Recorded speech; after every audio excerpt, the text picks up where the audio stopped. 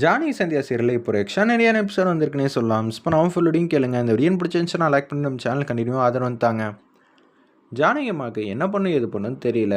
ஏன்னா இந்த விஷயம் வெளியில் இருக்கிற எல்லாருக்கும் தெரிஞ்சிச்சுன்னா ஒன்றும் பண்ண முடியாது அப்படின்னு சொல்லி யோசிச்சுட்டு இருக்காங்க. நம்ம ஜானகி அம்மா ரகுராம் கடைசியில் கண்டுபிடிச்சிருவாரோ, கண்டுபிடிச்சா என்ன பண்ணுறது, எப்படி இருந்தாலும் சாரும் இன்னும் கொஞ்சம் நேரத்தில் உனக்கு ஏகப்பட்ட ஆபரணங்கள்லாம் மாட்டணும்னு சொல்லி நம்ம பேசுவோம். அதுக்கப்புறமேட்டுக்கு இவங்களோட மண்டவாளம் எல்லாம் இன்றைக்கி தெரிஞ்சிடும். அது மட்டும் இல்லாமல் இத்தோட அவங்களுக்கு இந்த வீட்டில் அதிகாரமே கிடைக்காது. நம்ம தான் இனிமேட்டு பழையபடி சந்தோஷமாக இருக்க போகிறோங்கிற மாதிரி யோசிச்சுட்டு இருக்காங்க. அண்ணி திட்டம் போகிறதெல்லாம் ஓகே தான், ஆனால் எப்படி இதை செயல்படுத்த போகிறோம்? ஏன்னா மாயான்னு ஒருத்தி இருக்காளே, ஏய் அவளால் என்ன மாயாஜாலம் பண்ணி உடனே ஆபரணங்கள் எல்லாத்தையும் எடுத்துட்டா வர முடியும்? அதுக்கெல்லாம் வாய்ப்பு இல்லைல்ல. ஆமாம் நீ அது என்னமோ வாஸ்தவமான பேச்சு தான். அதை வச்சு நம்ம அடிக்கடி சொல்லியே செம்மையாக பர்ஃபார்ம் பண்ணுறோம் அப்படின்னு சொல்லிட்டு இருக்கிறப்ப ஜானகி அம்மா போய் சாருமதிக்காக ஆபரணங்கள் எல்லாத்தையும் எடுத்துகிட்டு வாங்க அப்படின்னு சொன்னோன்னே மகாலிங்கத்துக்கிட்ட ஆல்ரெடி சொல்லி வச்சுட்டாங்க. நம்ம பார்வதி அவங்க ஒய்ஃபை வச்சு பேச வைக்கிறாங்க. என்னம்மா எடுத்துகிட்டு வான்னு சொல்லி ரமணி பாட்டின்னு சொன்னோன்னே, அதாவதுங்க அப்படின்னு சொல்லி அந்த இதை தான் எல்லாத்துக்கும் நான் அங்கே கொண்டு போய் கொடுக்கலான் இருக்கேன். இப்போ நான் என்னத்தை சொல்ல போகிறேன்னு தெரியலங்கிற மாதிரி யோசிச்சுட்டு இருக்காங்க. ஷாரோட அப்பா மகாலிங்கம் பேசுகிறாங்க. அவங்க பொண்டாட்டியும் இவங்களுக்கு சுத்தமாக பிடிக்கல போல், எவ்வளோ தான் கொடுக்கறதுன்னு நினைக்கிறாங்க.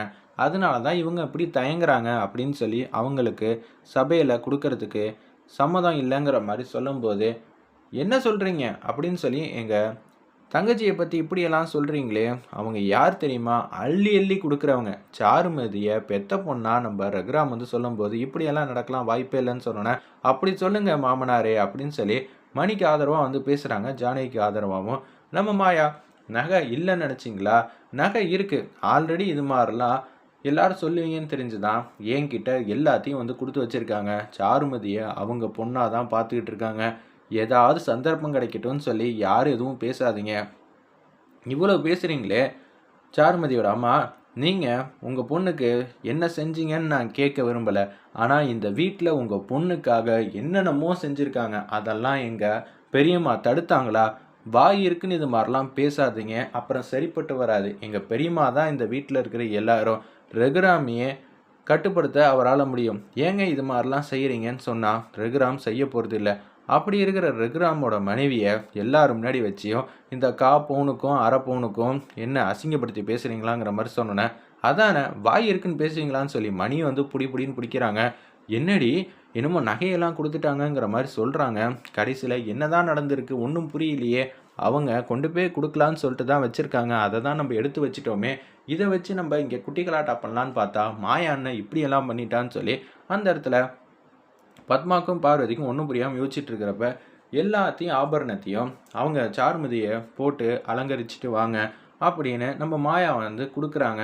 அங்கே திறந்து பார்த்தா அவங்களுக்கு தூக்கி வாரி போட்டுருச்சு. இது எல்லாம் நம்ம மகாலிங்கம் கொடுத்த கவரிங் நகைலாம் பார்க்குறாங்க.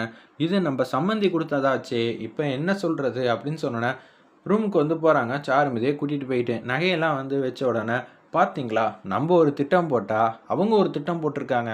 ஆமாம், ஜானகி வச்ச இடத்துல நம்ம தெரிஞ்சுக்கிட்டு தான் அங்கேருந்து சத்தம் போடாமல் எடுத்து வச்சோம். அப்படி இருக்கிற சூழ்நிலையில் அதை எல்லாத்தையும் நிரூபிக்கலான்னு பார்த்தா இப்போ நம்மளால் எதுவுமே நிரூபிக்க முடியாது அப்படின்னு சொல்லிட்டு இருக்கிறப்ப மாயா அவங்க முன்னாடி மாதம் நிற்கிறாங்க. உங்களை மாதிரி திட்டம் போடலாம் யாராலையும் முடியாது. நீங்கள் இது மாதிரிலாம் இடக்க முடக்கா யோசிப்பீங்கன்னு நான் யோசிச்சதுனால முடிஞ்சு போச்சு.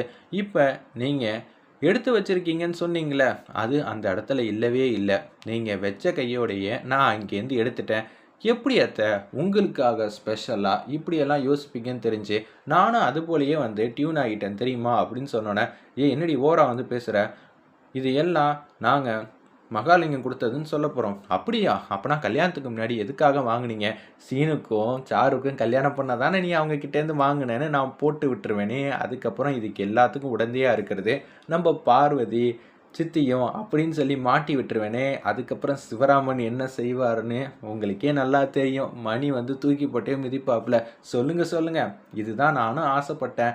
என்ன அத்தை, நீங்கள் எவ்வளோ பெரிய புத்திசாலி. நீங்கள் போய் இது மாதிரிலாம் சொல்லுவீங்களா? அதுக்கெல்லாம் வாய்ப்பே இல்லை. இப்போ அடக்க உடக்கமாக சாருமதியை ரெடி பண்ணி கூட்டிகிட்டு வரதை விட்டால் உங்களுக்கு வேறு வழியே இல்லை. ஏதாவது சொல்கிறதா இருந்தால் சொல்லுங்கள், அதுக்கும் நான் யோசனை என்ன செய்யாமையா வச்சுருப்பேன் அப்படின்னு சொல்லிட்டு நீங்கள் இங்கே இருக்கலாமா இல்லை வாசலை தாண்டி போகலாமான்னு யோசிச்சு பாருங்க அப்படின்னு சொல்லிட்டு அவங்க மட்டுக்கும் போகிறாங்க. நம்ம மாயா சும்மானு இருங்க அண்ணி, எதுவும் பேசிவிடாதீங்க. ஆல்ரெடி சிவராமன் எப்போன்னு பார்த்துட்டு இருக்காப்புல. இந்த வீட்டில் நமக்கு மரியாதையே கிடைக்க போகிறதில்ல. மாயா இருக்கிற வரைக்கும் நம்ம திட்டத்தை எல்லாத்தையும் தவிடுபடி ஆக்கியாச்சு.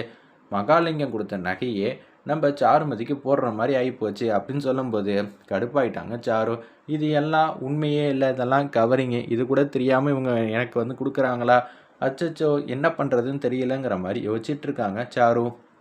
இப்போதைக்கு அமைதியாக இருப்போம். இந்த கல்யாணம் முடிஞ்சதுக்கப்புறமேட்டுக்கு பார்த்துக்கிறேன். எப்படி இருந்தாலும் சீனமாமா தானே எனக்கு.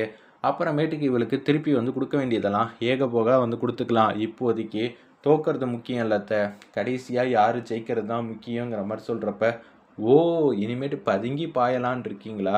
சரி சரி, இந்த மாயா ஆல்ரெடி என்னென்னலாம் வந்து யோசிக்கிறாங்கன்னு உங்களுக்கெல்லாம் தெரியாதுல்ல அப்படின்னு சொல்லிட்டு மாசா வந்து யோசிச்சுட்டு இருக்கிறப்ப மகாலிங்கம் முன்னாடி அப்படியே ரெடி பண்ணி சாருமதியை அழைச்சிட்டு வராங்க.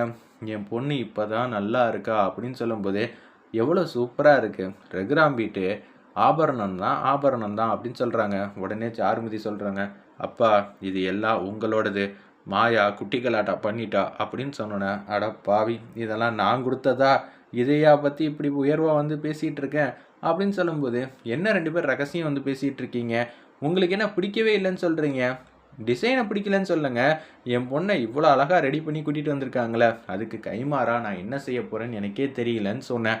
அப்படியா சொன்ன மாதிரி இருந்துச்சு. அப்பா போப்பா, மாமா வேற இங்கே நடக்கிறதெல்லாம் வந்து கேட்டுக்கிட்டே இருக்காருன்னு சொன்னோன்னே மகாலிங்கம் கேஷுவலாக வந்து உட்காடுறாங்க. மாயா வந்து சிரிச்சிட்டு இருக்காங்க. நான் செஞ்ச செயலை பார்த்து அத்தைக்கு அவ்வளோ பூரிப்பு தாங்கலை, அதனால தான் இவ்வளோ சிரிக்க முடியாமல் சிரித்து சந்தோஷமாக இருக்காங்க. பத்மா அத்தை இல்லையா அத்தைன்னு சொல்லி மாயா வம்பிழுக்கிறாங்க.